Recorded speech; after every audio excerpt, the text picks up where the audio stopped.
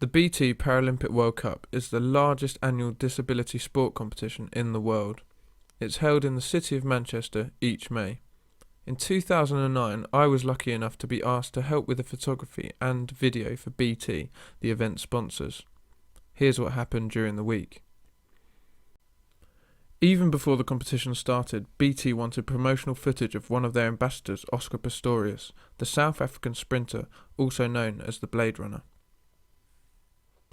I think a coach plays a vital role, and not only in my life on an everyday basis, but smaller things that really he needs to take care of. Not keeping me happy on the track, but also paving the way forward. Giving me lessons and just really making the things that he's got more experience on. Where sometimes I might not have the experience. Really, just making the path a lot easier for me to venture into. So I think a coach is a vital role and makes the process a lot easier at the end of the day.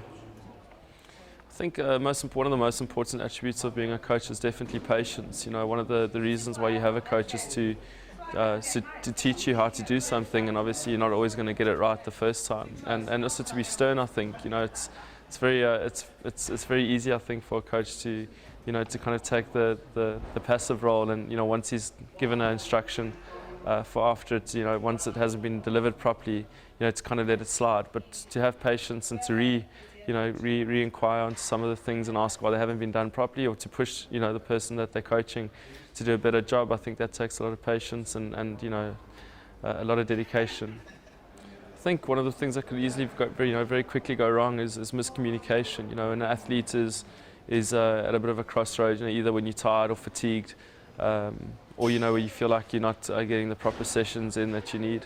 And then also when the coach feels like the athlete's not preparing properly for the session, when they arrive at a session either tired or not prepared. And I think that's something that could easily go wrong. I think communication, if I tell my coach that I feel tired and I get to the track and you can see I'm just being lazy, he needs to push me. And other times when I tell him I'm not feeling good, maybe I had a really tough session in the morning, then he needs to be a bit easier, not to push the wrong button. So I think that's something that takes a special kind of connection between an athlete and a coach, in order to see that road's constantly smooth. I think a coach must have the ability, firstly, he must sort of analyze the athlete as an individual and start getting a feeling for that person, and then you can take it from there. Otherwise, if you haven't got that feeling, you can have all the knowledge in the world, but you're not going to get the end result. At the event, wheelchair basketball is one of the most popular and fiercely competitive of all the sports. Teams from all over the world come to Manchester and battle it out for that gold medal.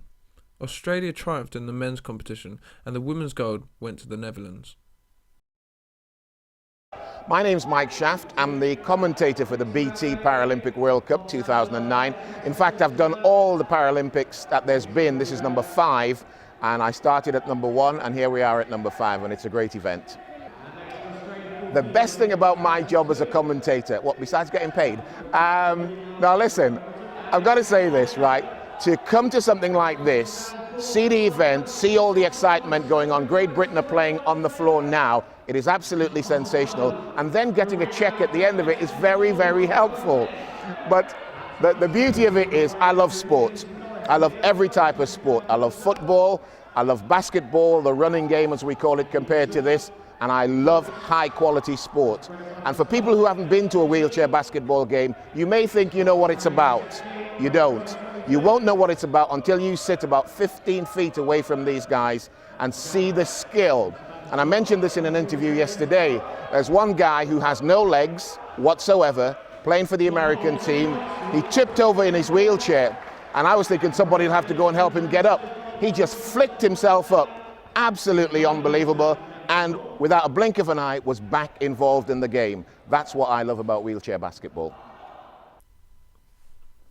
351 athletes from 47 different countries set 7 world records in the 6 days of the competition. It was a great experience and a real privilege to see it all for myself.